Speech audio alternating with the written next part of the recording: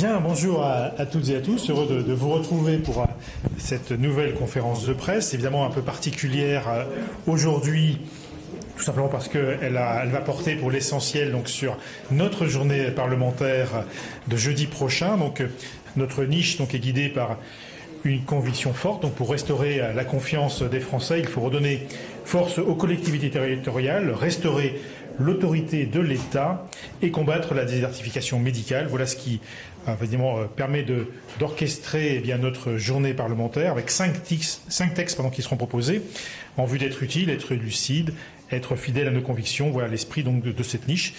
C'est ce que nous voulons donner, que la loi redonne du souffle à l'action publique et de la confiance aux citoyens. Donc j'ai proposé à chacun des porteurs de texte de vous éclairer donc sur leur contenu en quelques minutes, puisque notre séquence est millimétrée en termes de timing, et donc je compléterai ensuite par rapport donc à notre absente du jour, et nous répondrons à vos questions le cas échéant. Xavier, tu commences pour la réserve communale ?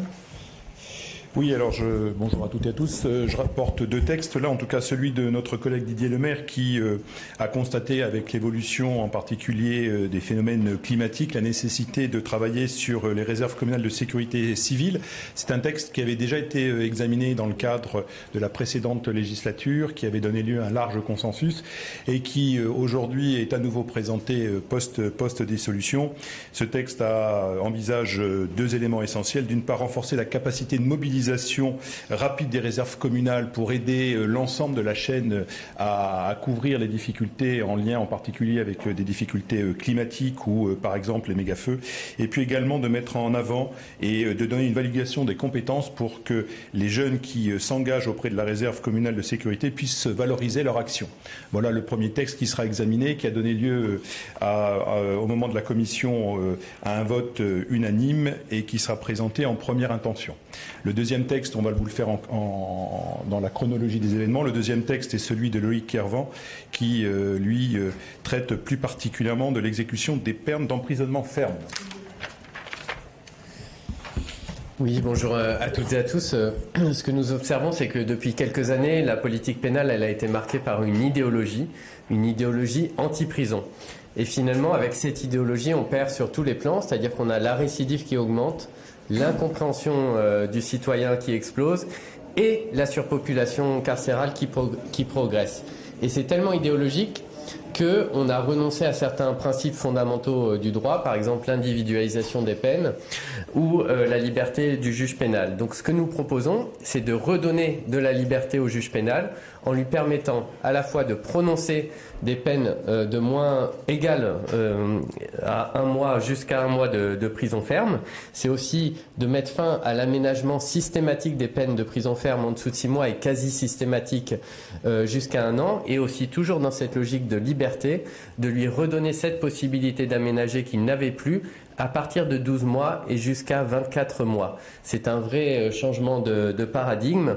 Et peut-être quelques mots très brièvement sur la question de la surpopulation carcérale, puisque ça a beaucoup occupé les débats en commission. En fait, la surpopulation carcérale, elle est aussi le produit d'une politique qui a été très inefficace et des règles actuelles, puisqu'on a vu que les juges se sont adaptés notamment à l'obligation d'aménager. Ils ont prononcé des peines plus longues. Par exemple, la Cour des comptes montre bien comment les peines entre 6 mois et 1 an ont augmenté de 51%. On incarcère aussi beaucoup trop tard dans le parcours délinquant et donc très longtemps, puisque quand on incarcère, on fait tomber toutes les condamnations préalables, les sursis, etc. Donc on incarcère longtemps. Et puis on en arrive à cette situation un peu incroyable dans laquelle on incarcère beaucoup moins que dans les années 80, on incarcère moins que dans les autres pays, mais on a une surpopulation carcérale plus importante. Pourquoi ? Parce que la durée moyenne d'incarcération, elle a littéralement explosé. Elle est passée de 6 à 11,2 mois. Et donc c'est aussi tout le sens de cette proposition de loi, de miser sur des ultra courtes peines et sur une condamnation plus tôt et moins longtemps. Merci.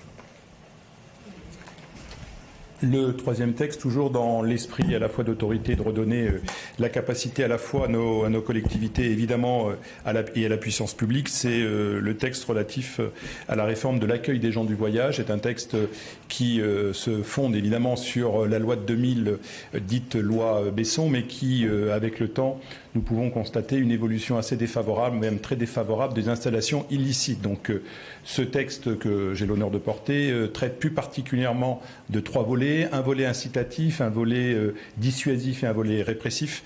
Le volet incitatif est de faire en sorte que l'ensemble des communes et EPCI qui sont en règle avec les schémas départementaux, avec leur schéma départemental, puissent bénéficier de l'ensemble de ces dispositions. Le volet dissuasif, c'est de mettre en place un certain nombre d'éléments et d'actions permettant de limiter, en tout cas de dissuader des installations illicites, aussi bien sur des terrains appartenant aux communes que sur des terrains appartenant à des propriétaires privés qui souffrent particulièrement de ces installations, y compris sur des logiques de dégradation. Donc c'est par exemple l'augmentation de l'amende forfaitaire, c'est par exemple l'obligation de fournir l'identité du propriétaire et de ne pas affirmer simplement qu'on est autorisé par le propriétaire. Et puis il y a également la possibilité de saisie des véhicules tracteurs, c'est-à-dire ceux qui sont utilisés pour emmener l'ensemble des éléments caravaniers, et évidemment sans lien avec l'habitation, puisque l'habitation est-elle protégée par des dispositions spécifiques. Dernier élément, c'est également d'intégrer comme fait générateur dans un article du Code pénal le fait de s'installer illicitement et de procéder à des dégradations fortes qui peuvent entraîner jusqu'à 5 ans d'emprisonnement et 75 000 € d'amende. Ces éléments sont à la fois dissuasifs mais également incitatifs. Et puis il y a le dernier élément, c'est de permettre également à l'administration, en particulier au préfet, de pouvoir proroger le délai d'évacuation qui serait porté de 7 à 14 jours, permettant ainsi d'éviter que certaines réinstallations dans une période courte se fassent sur le territoire de l'EPCI. Voilà les règles et surtout rendre plus symétriques des situations qui sont sur l'ensemble du territoire national de plus en plus difficiles à accepter pour nos concitoyens qui, eux, respectent la loi et aussi évidemment pour les collectivités qui subissent un certain nombre de dégradations. Le texte suivant est porté par Naïma Mouchou et concerne plus particulièrement, là encore, la nécessité de restaurer l'autorité de l'État par la mise en place de peines spécifiques. Merci beaucoup. Bonjour à toutes et à tous. Bon, ce texte, en vérité, vous le connaissez déjà puisque je l'ai porté l'année dernière dans le cadre de la journée dédiée au groupe Horizon et nous avions promis à l'époque de revenir et c'est important de tenir ses promesses en politique. Alors nous revenons avec ce texte un peu plus épuré puisque nous mettons l'accent là pour le coup sur un message qui nous paraît essentiel, c'est qu'on ne peut pas s'en prendre impunément à ce qui incarne l'autorité de l'État. On sait que cette autorité, elle est en crise, puisque se multiplient, ce qui ne sont plus d'ailleurs des faits divers, mais un vrai fait de société, me semble-t-il, ce sont les agressions qui sont commises à l'égard de ceux qui portent un uniforme ou qui portent un insigne. Donc les policiers, les gendarmes, les forces de l'ordre en général, les sapeurs-pompiers aussi, forces de sécurité civile, mais aussi les élus, les enseignants, les médecins, les magistrats, sujet d'actualité. Et donc ce texte donne une réponse de fermeté, mais qui est aussi une réponse de cohérence et qui consiste à dire, quand on s'en prend à ceux qui participent à la vie en collectivité, et ceux d'ailleurs qui l'organisent, eh bien la loi s'impose, et la loi s'impose dans une réponse pénale qui est aggravée. Et donc c'est une peine minimale, une peine plancher, qui est d'1 an d'emprisonnement en cas de récidive d'agression commise contre ces publics en particulier.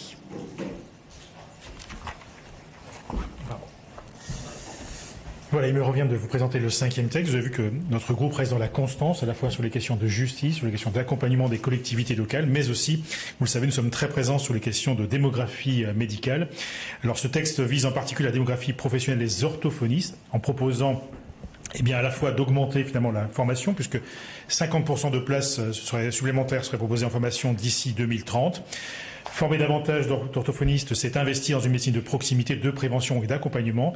Vous connaissez mes travaux sur les enfants souffrant de troubles de neurodéveloppement, combien il y a ce besoin d'avoir l'accompagnement orthophoniste, mais c'est aussi vrai chez les adultes, soit victimes d'AVC, et on sait que c'est en recrudescence, ou besoin d'accompagnement en réparation donc d'accidents de la vie.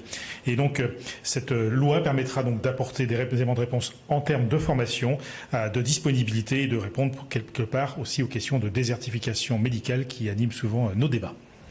Voilà très rapidement, parce que le temps qui nous est imparti est assez court, la présentation de ces 5 textes. Bien évidemment, nous sommes à votre disposition pour toute question. Je vous en prie. Oui, bonjour, César Armand, la Tribune. Vous êtes aussi pour la simplification. Votre ministre Horizon, Laurent Marcangeli, s'est prononcé récemment pour une suppression pure et simple de la CNDP, Commission nationale du débat public. La semaine prochaine, il y a le projet de loi simplification de la vie éco qui arrive en séance publique, avec un amendement gouvernemental visant à exempter l'industrie de la CNDP. Est-ce que c'est quelque chose que vous soutiendrez ? En tout cas, c'est quelque chose forcément qui parle à mon territoire, puisque vous savez que je suis élu du Dunkerquois et nous avons un territoire en plein renouveau industriel. Je préfère parler de renouveau industriel plutôt que de réindustrialisation, parce qu'on ne réinvente pas l'industrie, on la transforme. On voit combien c'est une compétition vis-à-vis des autres territoires et combien il y a besoin de simplifier en tout cas la mise en œuvre et de l'implantation donc des outils industriels et notamment les outils stratégiques dont nous avons besoin. J'interrogeais la semaine dernière le Premier ministre sur la question de la décarbonation, notamment vis-à-vis d'ArcelorMittal, et donc ce besoin d'accélérer finalement les prises de décision qui sont les nôtres. Quand je vois nos voisins belges et leur capacité à être très réactifs, forcément ça nous laisse envieux et on voit combien de fois on n'a pas pu faciliter l'implantation d'industries parce que nous étions trop longs dans les process. Alors faut-il supprimer, en tout cas il faut certainement revisiter pour faire en sorte que nous soyons plus proactifs. Vous savez qu'on avait mis en place le dispositif dit des permis enveloppes qui permettait d'accélérer donc ces décisions, mais on voit qu'on a besoin d'aller encore beaucoup plus vite. C'est ce que propose Laurent Marcangeli dans le cadre de simplification. Oui. Bonjour, est-ce que vous aussi vous êtes troublé par la condamnation de Marine Le Pen ?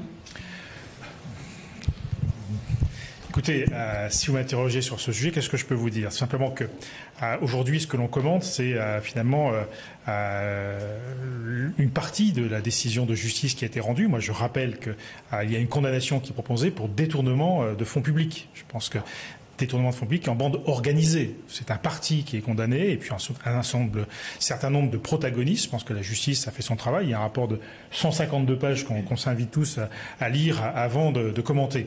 Ensuite, il est quand même assez compliqué de contester en tant que parlementaire une loi qui a été votée en son temps, qui propose des dispositions qui ont été donc retenues par les juges pour prononcer la sanction et la peine qui est assortie. Donc, à mon niveau et au niveau donc du groupe parlementaire d'Horizon, nous sommes pour la stabilité, nous sommes pour l'état de droit et on ne peut que finalement, au-delà de la commenter, observer que la décision qui a été prise est conforme aux textes qui sont en vigueur, ce qui ouvre la question peut-être de la constitutionnalité. Je lisais M. Hervois, ancien garde des Sceaux, qui s'interrogeait peut-être sur ce sujet-là, ce qui ouvre peut-être le besoin de modifier la loi le cas échéant. Ça tombe bien, nous sommes parlementaires, dans ce cas-là, c'est à nous de nous en saisir.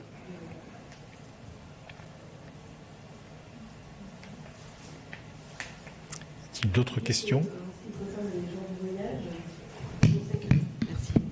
Concerne donc les gens du voyage, quand on sait que même les gendarmes ont du mal à aller sur les terrains pour les faire partir, comment vous allez, vous, dans cette proposition de loi, accélérer ou en tout cas faire autrement ?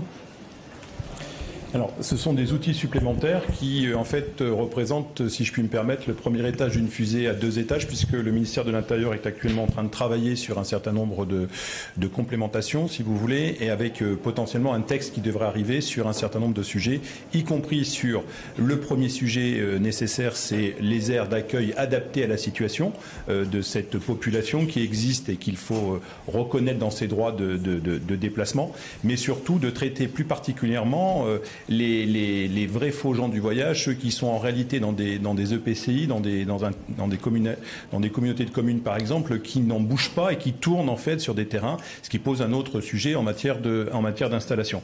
Et derrière ces éléments-là, il y a différents sujets, dont une qui est en particulier liée à ce qu'on appelle la compétence liée des préfets pour exécuter les décisions judiciaires qui pourraient être engagées. On sait la difficulté du sujet, on sait la notion de trouble à l'ordre public que relèvent ces installations illicites et on sait le risque d'augmentation du trouble à l'ordre public que relèveraient éventuellement des actions systématiques ou systémiques pour les évacuations.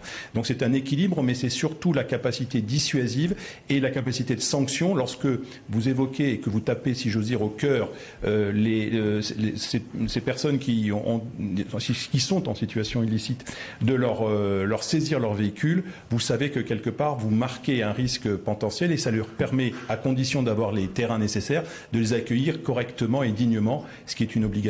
C'est donc un rééquilibrage de l'ensemble. Ça ne passera pas forcément et systématiquement par le concours de la force publique. Pas d'autres questions ? Non? Bien, je vous remercie. Bonne journée à vous.